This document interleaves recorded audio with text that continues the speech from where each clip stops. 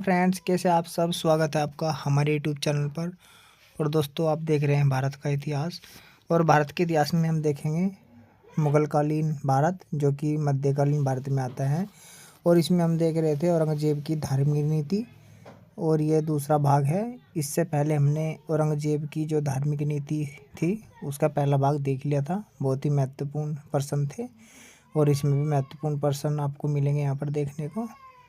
तो दोस्तों, शुरू करते हैं, क्योंकि एमसीक्यू फॉर्मेट में भविकल्प प्रश्नों में है, और सैद्धांतिक रूप से हम बाद में पढ़ाएंगे बोर्ड के साथ।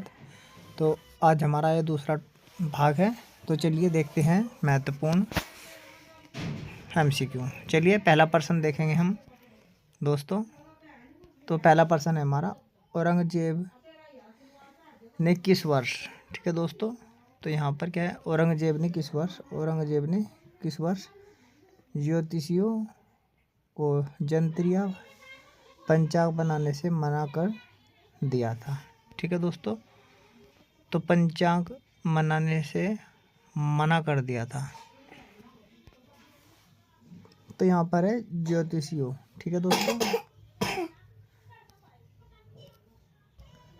तो ज्योतिषियों यंत्रीय पंचांग बनाने से मना कर दिया।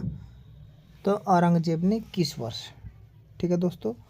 तो यहाँ पर आपको ये ध्यान रखना है कि किस वर्ष मना किया था।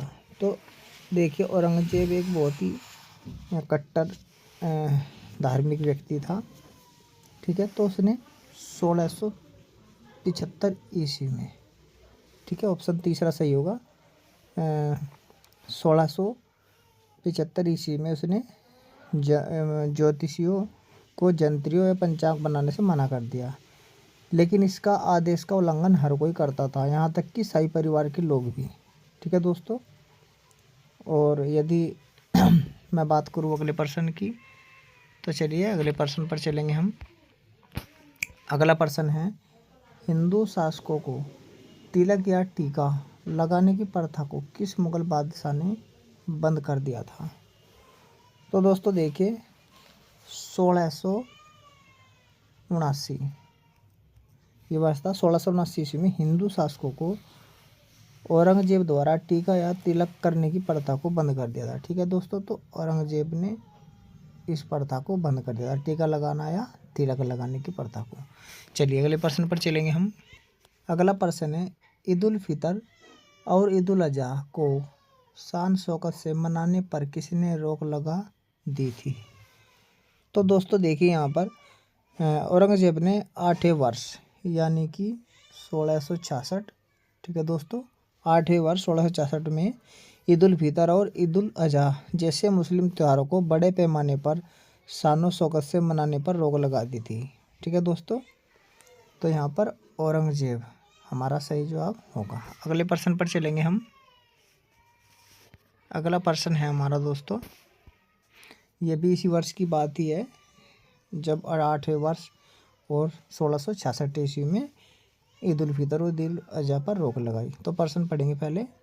होली, दीपावली और मुहर्रम को सार्वजनिक रूप से मनाने पर किसने रोक लगा दी थी।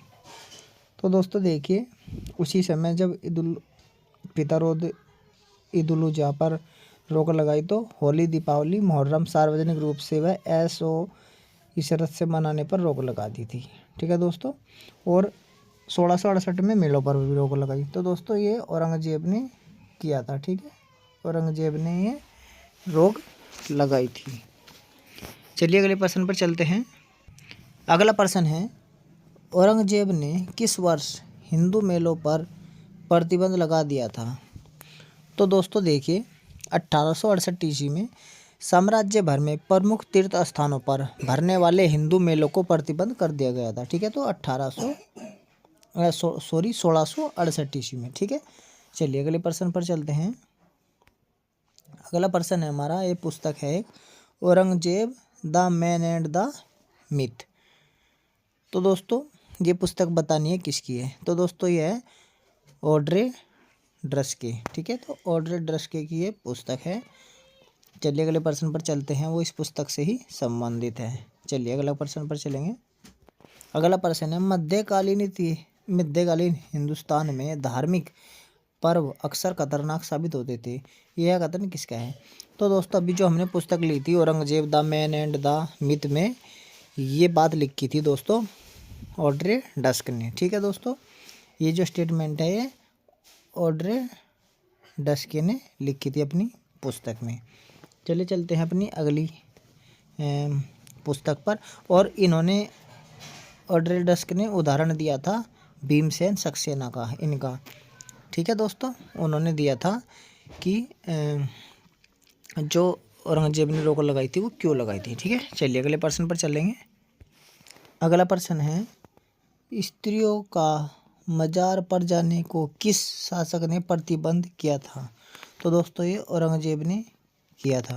ठीक है दोस्तों, तो देखिए दोस्तों हुआ क्या था, कब्रों पर स्त्रियों को जाना और फकीरों की मज़ारों पर तीर्थ करने जाना आदि बातें कुरान के विरुद्ध होने के कारण उसने ये बंद कर दिया था। ठीक है दोस्तों, औरंगजेब ने। चलिए अगले प्रश्न पर चलेंगे।